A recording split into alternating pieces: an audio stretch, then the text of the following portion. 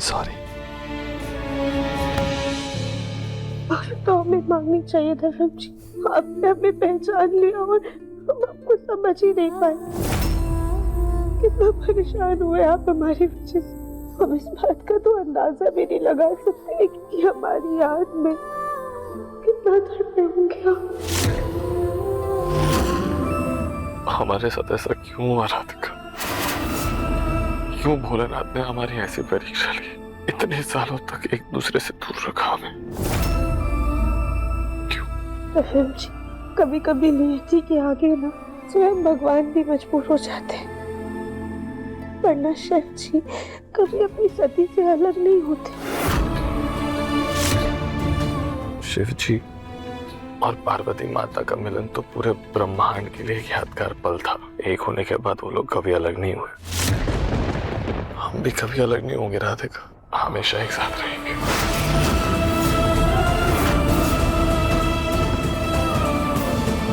एक वादा हम आपसे भी करते हैं, रफीम जी जैसे ही खतरे से बाहर आ जाएंगे हम आप तक की जिंदगी से बहुत बहुत दूर चले जाएंगे। इतना दूर कि रफीम जी चाह कर भी हमें ढूंढ नहीं पाएंगे। अभी रफीम जी को ये बताकर परेशान नहीं करेंगे कि हम कुछ दिन में यहाँ से चले जाएंगे, लेकिन लड्डू के बारे में हमें उन्हें बताना होगा। हम एक पिता से उनका अधिकार नहीं छीन सकते।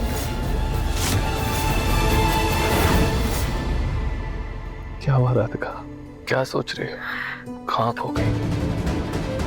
रफीम जी वो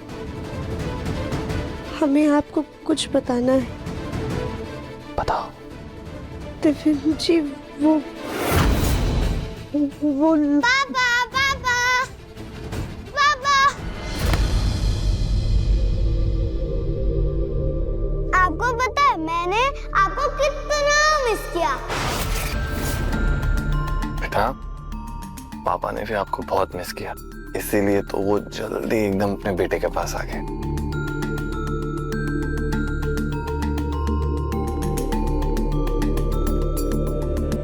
जी बहुत प्यारा बेटा है आपका।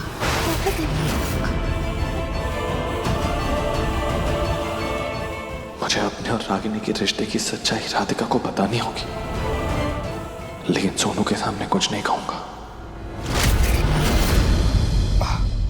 रफीम जी संभल के बेटा, अभी ना थोड़ी देर पहले ही आपके पापा ने दवाई खाई है, तो हम उनको आराम करने देते हैं, बाहर चलते हैं। चलिए।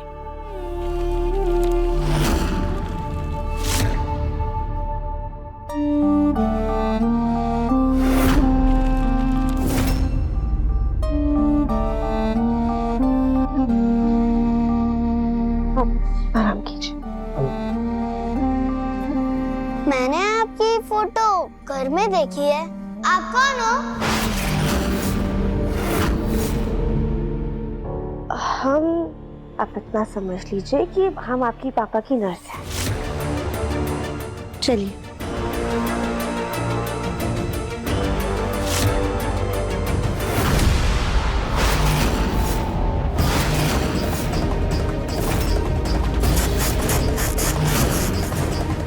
पता नहीं कौन सी मनूस घड़ी में दिव्यम जी सर्कस गए थे और वहां से अपना खोया हुआ प्यार लेकर वापस लौट आए। जब से होश में आए हैं तब से राधिका नाम की माला जपे जा रहे हैं। पिछले 5 सालों से हम उनके साथ उनका साया बनकर रहे हैं, लेकिन अब अचानक से हमें ऐसा लग रहा है हमारा कोई वजूद ही नहीं है। नफरत हो गई है हमें राधिका के नाम से और उसके चेहरे से। अब हम उसे एक पल भी बर्दाश्त नहीं कर सकते।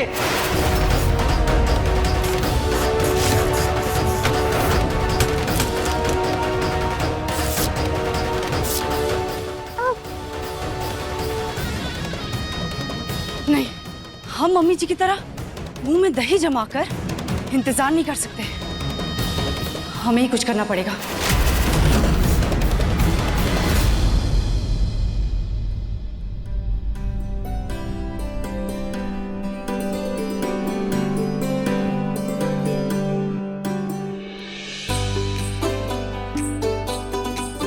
भाभी ये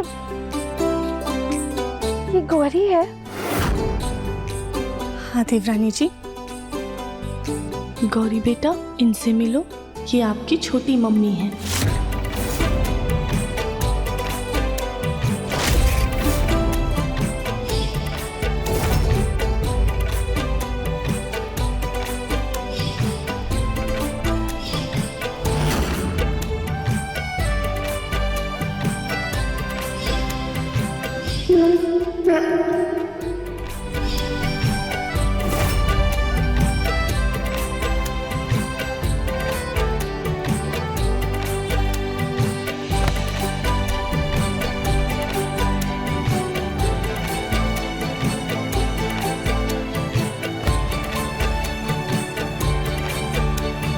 अब तो कितने बड़े हो गए हो बेटा। हाँ देवरानी जी, हम गौरी को जब भी देखते थे तो हमें आपकी याद आ जाती थी, क्योंकि आज आपकी वजह से गौरी हमारे पास है।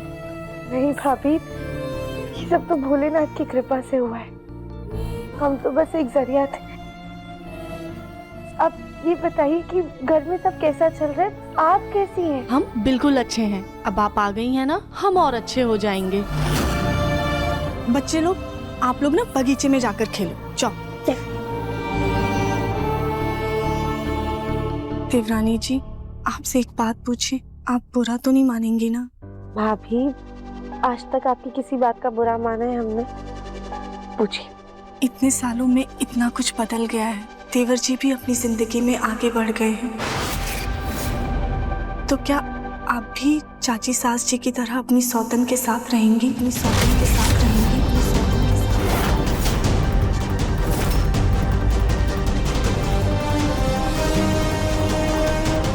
भाभी, हम कपड़े बदल कर आते हैं, पर आप 2 मिनट के लिए अपना फोन देंगे हमें? हाँ देवरानी जी, लीजिए। Thank you.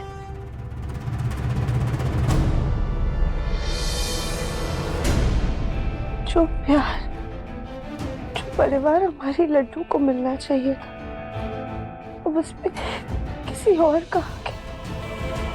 हे भोलेनाथ, ये कैसी परिस्थिति का सामना करवा रहे हैं आप हमें? खैर, हम लड्डू से बात कर लेते हैं।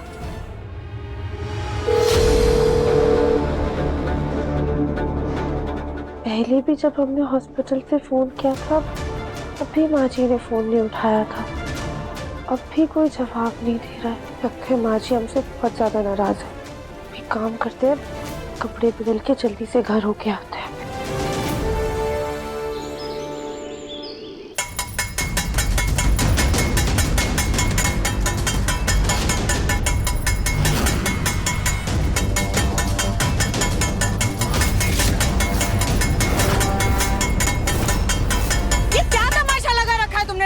क्या है ये सब? वही तमाशा माँ जी, जो इस अप्पू ने इस घर में राधिका नाम का मुखौटा ओढ़कर हम सबके सामने किया है। फर्क सिर्फ इतना है कि हमने नकली मुखौटा पहन रखा है और इस अप्पू को ऊपर वाले ने मुखौटे के साथ पैदा किया है, जिस बात का फायदा उठाकर ये बहरूपिया हमारा घर लूटना चाहती है, हमारे दिव्यम जी को हमसे छीनना चाहती है।